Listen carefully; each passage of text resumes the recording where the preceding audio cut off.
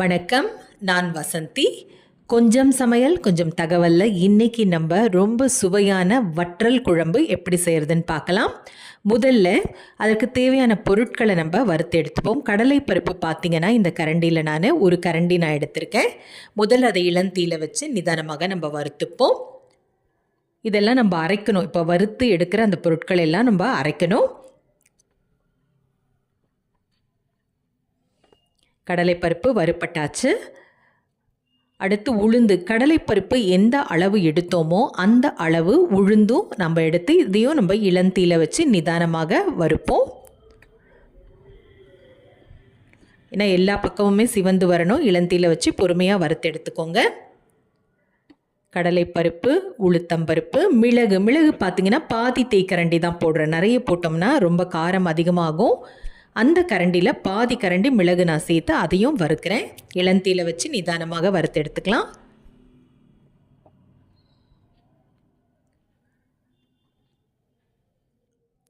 தனியா ஒரு கரண்டி. தனியாவும் கடலைப்பருப்பு உளுந்து எந்த அளவு சேர்த்தோமோ அந்த அளவு தனியாவும் நம்ம சேர்த்துக்கலாம்.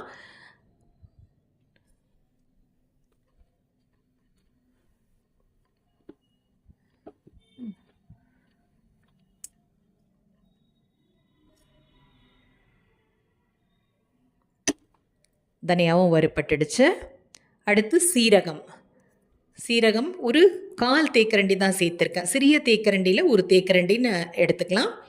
கொஞ்சம் போரும், ரொம்ப சீரகம் வேண்டாம். ஒரு 1/4 தேக்கரண்டி சீரகம் அதையும் வறுத்து எடுத்தாச்சு.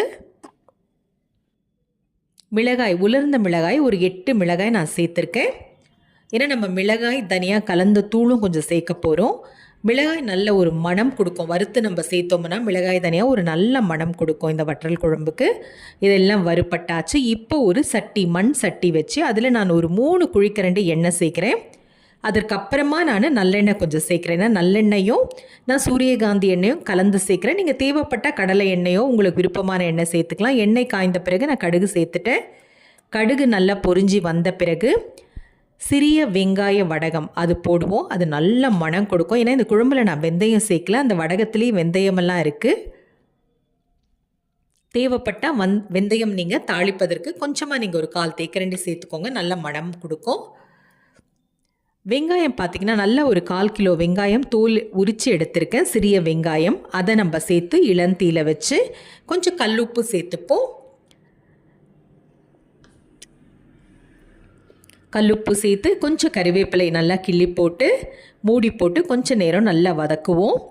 பூண்டு பற்கள் பார்த்திங்கன்னா நல்லா ஒரு 20 பூண்டு பற்கள் நான் தோல் உரித்து நசுக்கி எடுத்து வச்சுருக்கேன். இதை இப்போ நம்ம சேர்த்துப்போம். பூண்டு நல்லா போடுங்க. இந்த வெங்காயமும் பூண்டும் அதுக்கு ஒரு நல்ல மணத்தையும் சுவையையும் இந்த வற்றல் குழம்புக்கு கொடுக்கும். அது கொச்சை மொழியில் வத்த குழம்பு அப்படின்னு சொல்லுவோம் இல்லையா? அதை நம்ம ஒரு நல்ல தமிழில் சொல்லணும்னா காய்ந்த வற்றல். ஏதாவது ஒரு வற்றல் உங்களுக்கு என்ன இருக்கோ அந்த வற்றல் போட்டு நீங்கள் வச்சுக்கலாம். நான் இன்றைக்கி சுண்டைக்காய் சேர்க்க போகிறேன். நல்லா கலந்து விட்டுட்டோம். ஒரு தக்காளி பழம் நீல வாக்கில் நறுக்கி எடுத்திருக்கேன். அதை நல்லா கைகளால் பிசைஞ்சு நம்ம சேர்த்துப்போம். அது நல்லா சுருங்கி வருகின்ற அளவுக்கு நல்லா வதங்கட்டும். அதை நல்லா கலந்து விட்டு மூடி போட்டு நல்லா வதங்குற அளவுக்கு கொஞ்சம் நேரம் காத்திருப்போம்.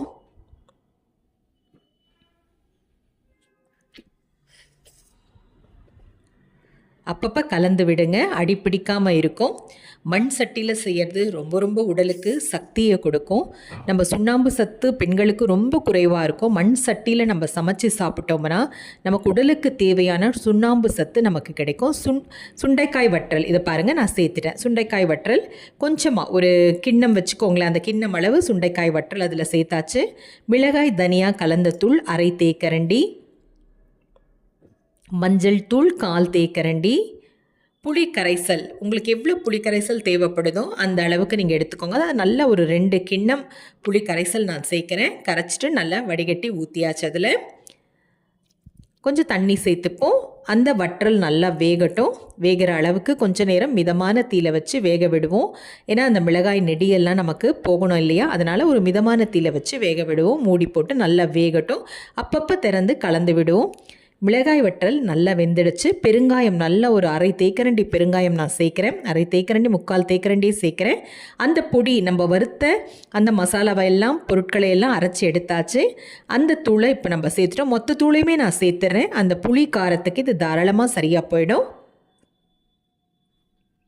நல்லா கலந்து விட்டுக்கலாம். ஒரு பக்கம் நான் சுடுதண்ணி வச்சுருக்கேன். எப்படியும் இதை தூள் சேர்த்தோம்னா அந்த குழம்பு கொஞ்சம் கெட்டித்தன்மைப்படும். அதனால் நான் கொஞ்சம் சுடுதண்ணி வச்சுருக்கேன். இப்போ சுடுதண்ணி நம்ம இந்த பக்கம் சேர்த்துப்போம். ஒரு பக்கம் எண்ணெயும் சூடு பண்ணி வச்சுருக்கேன், நல்லெண்ணெய், அதையும் நம்ம சேர்த்துப்போம். நீங்கள் முழுக்க முழுக்க நல்லெண்ணெயிலே செய்ய விருப்பம் இருந்தால் நல்லெண்ணெயிலே செய்யுங்க, நல்லாவே இருக்கும். நான் கொஞ்சம் 2 எண்ணெய் கலந்து சேர்ந்தால் இன்னுமே நல்லாயிருக்கும்னு செய்கிறேன். எண்ணெயும் சூடு பண்ணி இதில் நான் ஊற்றிட்டேன். ஏன்னா குழம்புக்கு கொஞ்சம் எண்ணெய், இந்த வற்றல் குழம்புக்கெல்லாம் எண்ணெய் கொஞ்சம் அதிகமாக இருந்தால்தான் சாப்பிட்றதுக்கு ரொம்ப ரொம்ப நல்லாயிருக்கும். அதனால் எண்ணெயும் நான் கடைசியில் சேர்த்துக்கிறேன். வற்றல் குழம்பு தயாராகிடுச்சு. இதற்கு ஒரு அப்பளம், கூட்டு அந்த மாதிரி வச்சுட்டு சாப்பிட்டோம்னா ரொம்ப ரொம்ப நல்லாயிருக்கும். செஞ்சு சாப்பிடுங்க. மீண்டும் சந்திப்போம். நன்றி, வணக்கம்.